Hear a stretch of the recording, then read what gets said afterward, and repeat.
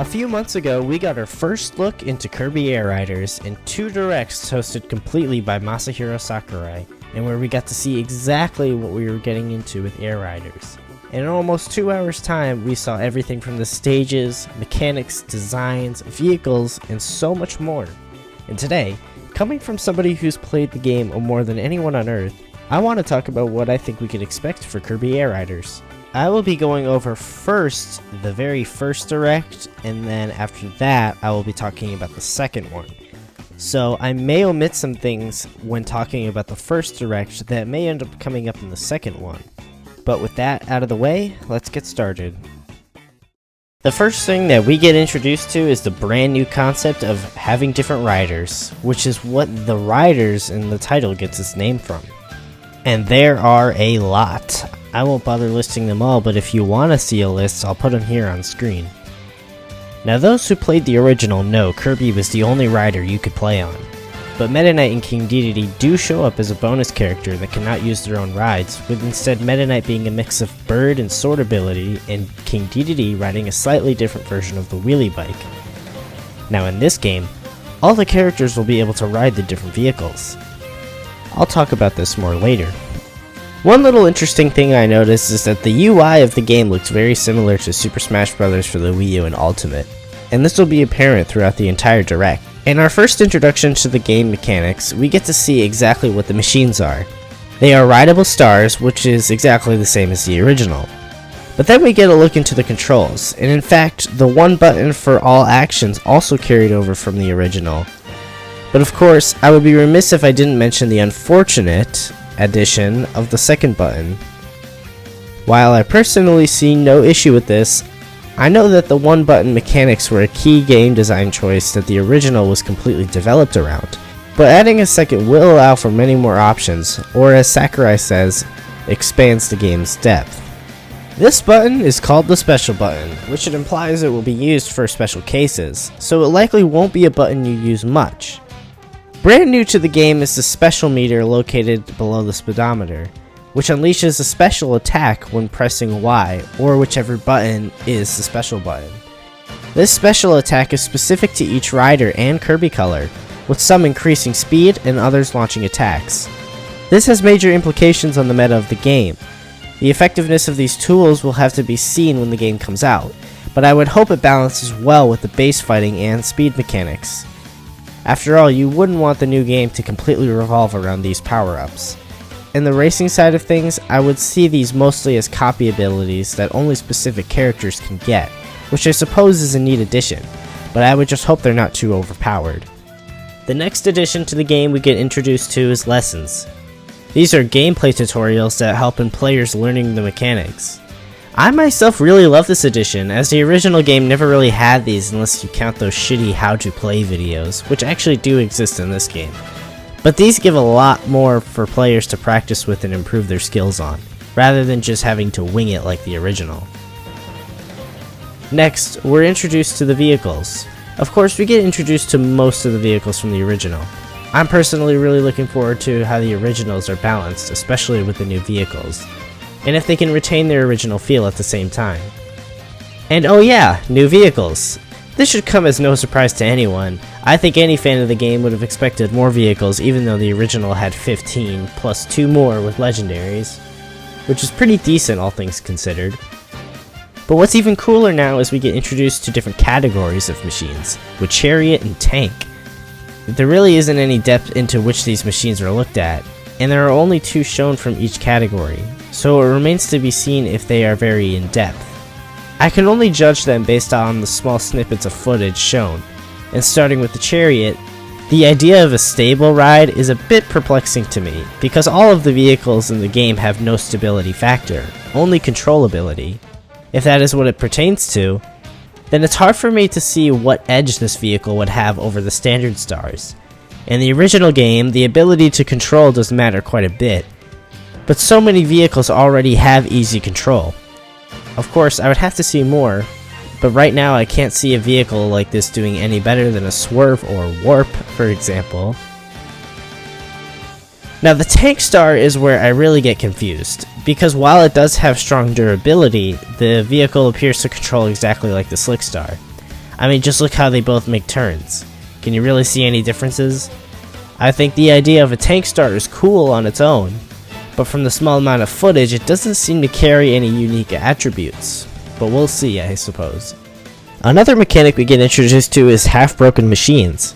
This mechanic essentially is a booster in helping you escape when injured. This mechanic kind of exists in the original game, but not as quite as obvious as it is here. In Air Ride and City Trial Stadium mode, there's a handicap slider. This handicap slider essentially just boosts your vehicle's speed, but interestingly it makes you faster and you do more damage the lower your HP gets. This is the biggest reason why King Dedede, an infamously difficult fight in the game, is actually very exploitable. I won't get into all the mechanics here, but you can beat King Dedede in about 5 to 10 seconds if you go low HP, and then get Needle. You can even use it to beat him without using any abilities for that matter. It'll be interesting to see if that mechanic carries over, but it's heightened by this speed property. Going back to the riders part, a huge mechanic we get introduced to is the character-specific stats and abilities. Each character has a base stat attributed to itself, which lowers or heightens pretty much all of the stats that you can think of, like in City Trial. We also see that different sized characters get appropriately sized vehicles, and I'm very curious to see if this also changes their hit and hurt boxes sizes. I think the character-specific stats is very cool, because it adds a layer of strategy rather than picking the best vehicle in the original. But even more interesting is the character-specific abilities. I imagine Kirby will retain the spin and suck parts of his character that existed in the original, but King Dedede and Meta Knight, for example, essentially have a copy ability with them at all times, like Meta Knight having a sword. This was true of the original especially, but now it's even more intricate when combining base stats and the fact many more characters have it, like Cappy having a shield head. Speaking of copy abilities, Sakurai went all sacrilegious on us and made it so all characters can use copy abilities. A very bold, but definitely needed design choice in order to balance things. We also see some new copy abilities like Cutter, Jet, and Steel Ball, all of which have some sort of meta implications that we have just yet to figure out. One thing that made me most disappointed of this whole direct though, was modifying Plasma to be self-charging. I really liked the ability to spam Plasma by charging it yourself, and it was such a key and fun mechanic in the original that forced you to push yourself. But now you lose that freedom, of choosing especially how powerful and when you like to launch the Plasma. This new version can still work, but it was definitely a change that was not needed. Now we can finally get into the game modes, and of course we start off with Air Ride. Now for right now I won't be talking about Air Ride much, I'm just gonna say that I won't really be looking into the courses very much. I'd rather wait until I've actually played them to give you my true opinion on what they are like, but we'll talk about them more later. Now we can finally talk about City Trial, which I'm sure, like the original, will be 90% of what the game is developed and known for. Even Sakurai himself calls it the main mode. So the introduction to City Trial is first given by the stage and its name, Skya, which is a floating island rather than just a regular island. I don't really need to talk about the specifics of Skya because they are gone over pretty well in the direct itself, but what I will say is I am pleased that it appears that the structure and philosophy that was used to develop the original city was used here as well. What I mean by this is the city has decisive sections that appear unique with attributes and don't meaninglessly extend the map. I also love that the areas are easy to access and have layouts that provide ways to maneuver around them and travel with efficiency. Rail stations are back too. So the first major change we see from the original is now 16 people can play in the Skya. This means the map will get significantly larger than the original City Trial. I think this has some pros and cons, I'll get more into that in a little bit, but it's pretty obvious that from this introduction to City Trial that we see that it's going to be significantly more crazy and wild than the original. We then see our first look into what the character and machine selection will look like, and how a game of City Trial starts. We see that the original philosophy is starting on the compact stars retained in this game, which is a good sign that the new game will retain much of the strategies of the original. We then get a look into the main mechanic of the new special button, and it is the ability to swap into machines instantly upon using it, as well as being able to rob somebody else of their vehicle. This change is quite interesting, because while I don't feel as if it was completely necessary, since the ease of swapping machines in the original was already pretty trivial, but I do feel like it at least removes the bullshit that came from the original. and also the ability to steal a star is quite an exciting addition, I must say. We then get a look into the stats, which not only are all coming back, but they all look exactly the same too. Quick spinning will make a return, and they also kept it bound to the stick flicking, which I do like. I know a lot of people who prefer it bound to a button, but honestly, I really like the stick flicking. It seems like the quick spinning has retained its combat mechanics, but we still won't know if it has its iframes abilities like in the original. Events, of course, make a return, and we see some new and returning events. We'll likely get more information about these events in the future, but they look absolutely crazy. But we do get a look into two completely unique and wild events, Dust Up Derby and Short Race.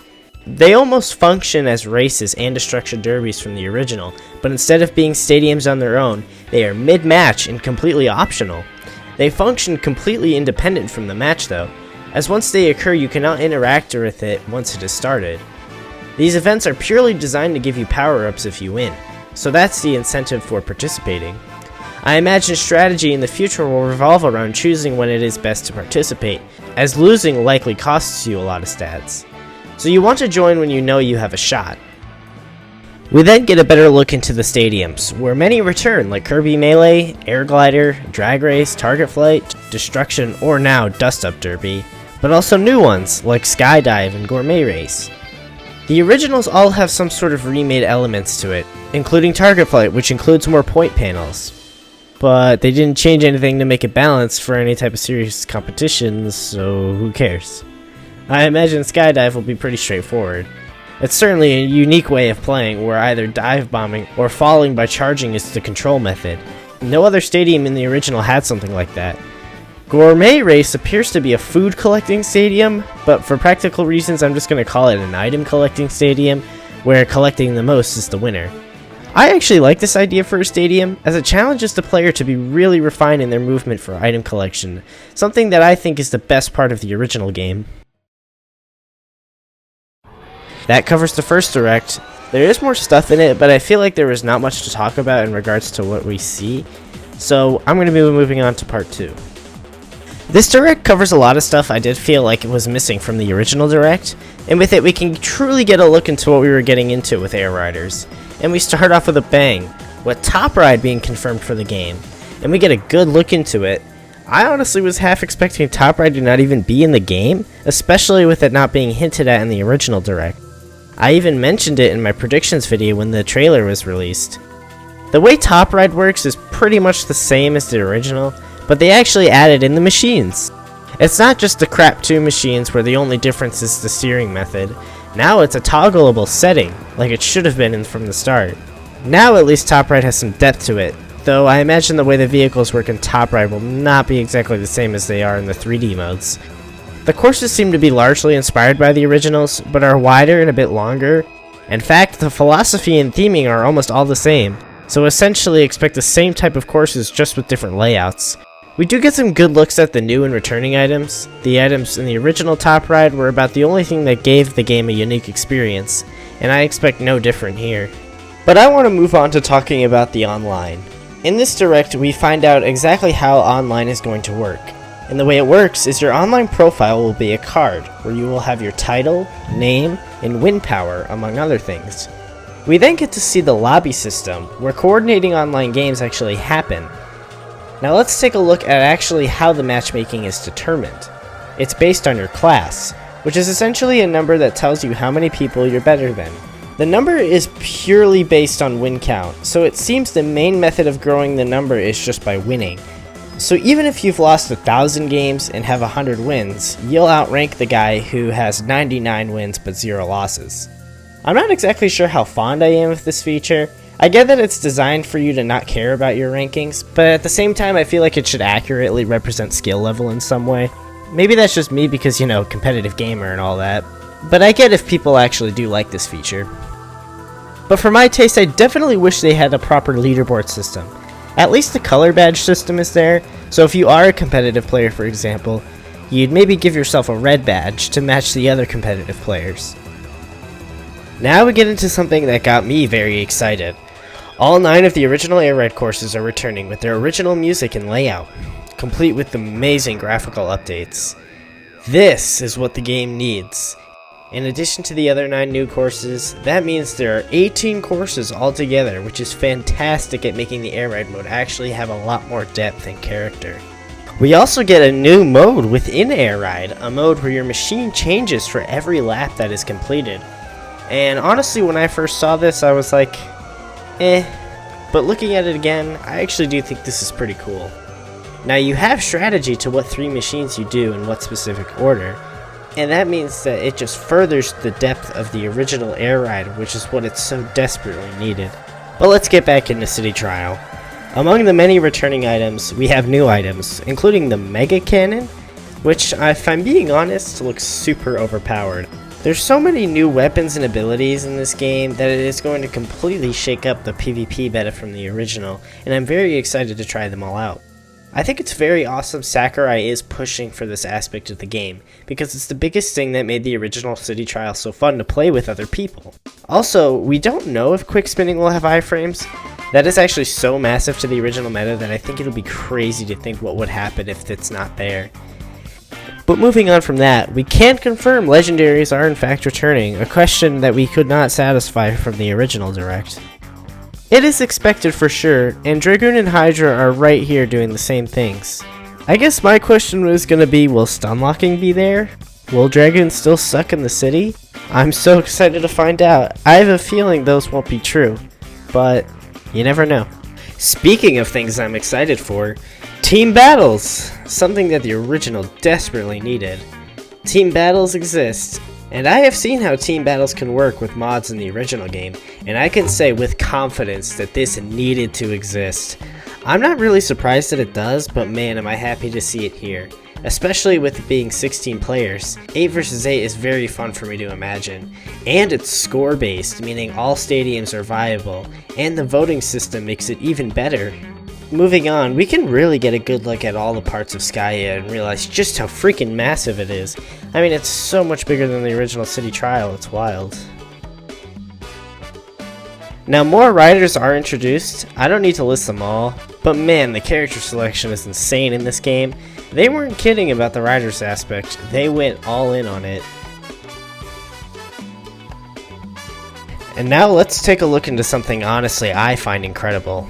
The Transform Star, a vehicle that has dynamic changes when you quick spin.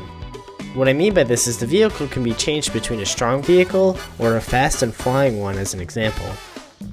Which just in general has crazy implications on the racing meta. Even more vehicles are shown with the Hop Star, seeming to capitalize on the hopping gimmick, which kinda mixes with the wing bouncing and the scooter hopping from the original. We also see that it is confirmed that all the original machines are in fact coming back. And the bulk tank, which to be honest I'm having a tough time deciphering from the other tank cars other than their control. Within Air Ride and Top Ride mode, it is confirmed Top Ride and Time Attack are all returning. Not really a surprise, I mean it would be a massive mistake not to continue them. They were improved upon, where you can actually see your individual records by machine instead of just one per course like in the original.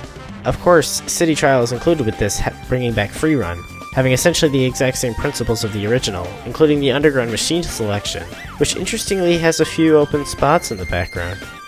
Flight Warp Star makes its return, as being the Free Run exclusive machine, but now you can ride chemtrails, which is pretty cool, I can't lie. Let's look more into the events, and I just have to say that the amount of events in this game is going to be insane. Added with it that the frequency of the events was drastically increased. We first get introduced into a very nice feature that I was praying would be added, and it's that you have the option to disable stadiums you don't want to see. And that also comes with so many more stadiums than the original. Button Rush, Big Battle, Oval Circuit, Rail Panic, Beam Gauntlet, and of course, the brand new King Dedede boss battle. Now, many casual fans of the game are very aware of the immense difficulty of the original King Dedede boss fight. The main issue with the original Dedede boss fight was that it was not very clear at all how it works, and thus how you're supposed to beat him. I won't get into all the details here, and I actually mentioned it earlier in this video, but the point is they have a chance to make amends to the previous mistakes and actually make a compelling boss battle that's actually fair and fun to fight. Robo Dedede is a transforming metallic robotic driving boss that fires its hammer and lasers while you work to deplete its health bar. It also introduces the lock-on meta, where you can lock onto opponents by pressing the control stick down, which for the King DDD fight may have its use. Although I find its purpose to be pretty niche. But anyway, here's where I get the most excited. Out of everything I enjoyed the most as a kid from this game, it was 100% the checklist. I remember being 9 years old and completing the checklist and then deleting it just to do it over again to see how much faster I could do it. Not only are there brand new challenges, but there are now 150 checkboxes instead of 120, and you have the ability to check them off by directly selecting them, rather than waiting for the right circumstances to appear in a standard game. And rather subtly, there are checkboxes for all 4 modes and 1 set for online play. It'll be interesting for Road Trip how these checkboxes will look for an already challenge-based mode, but I'm certainly looking forward to it. I also love the idea of online-based challenges. It gives some variety to those looking for more than just to win when playing online. Another game design choice I'm sure many people will love, myself included, is the ability to customly design your machines. I can't wait to see all the creative designs people come up with, and it's these features that really get people to love the game, when they can add their own personal touch to it. The design abilities seem pretty extensive too. There really is no limit to how unique you want to make it. And way cooler is that there's an in-game market to sell and buy machines designs off of other people, providing even more incentive to make creative designs to show off. This applies to the riders as well. They can be custom designed with accessories. The in-game currency is called miles, which is seemingly earned in a combination of game time and success in those games. Lastly, I just wanted to talk about the music in this game, and man does it really sound incredible, especially the remixed menu.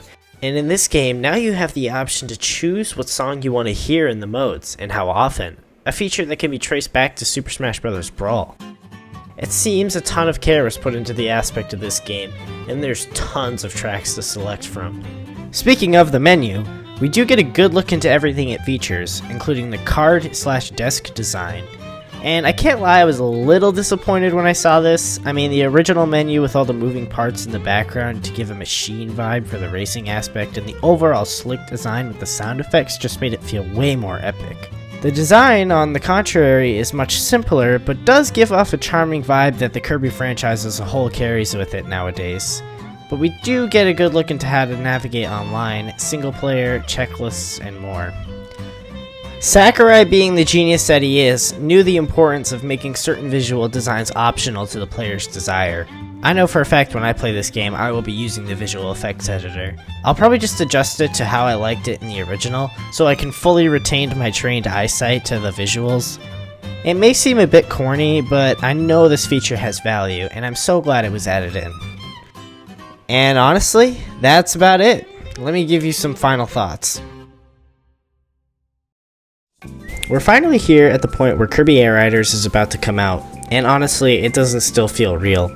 I mean, I've wanted Kirby Air Riders, or just a Kirby Air Ride remake for literally my whole life. And while I do think this game is going to be absolutely fantastic and I will like to play it, I can say with 100% certainty that it'll never be better than the old game. And that's not because I think the new game is gonna be like bad and just won't have good stuff.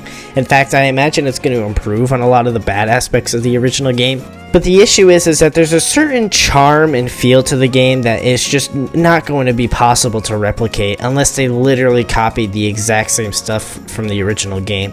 In fact, it's some of the unbalance and simplicity of the original game that really makes it the most fun to play, especially at a competitive level for me personally. Not to mention the speedruns are really fun too. But with that all being said, I want to thank you all for watching this video. It's been a long time coming, but now we're finally here, and I will be streaming me playing the game for the first time ever on November 20th, 2025 at approximately 10:30 p.m. on both YouTube and Twitch. I'll see you all then.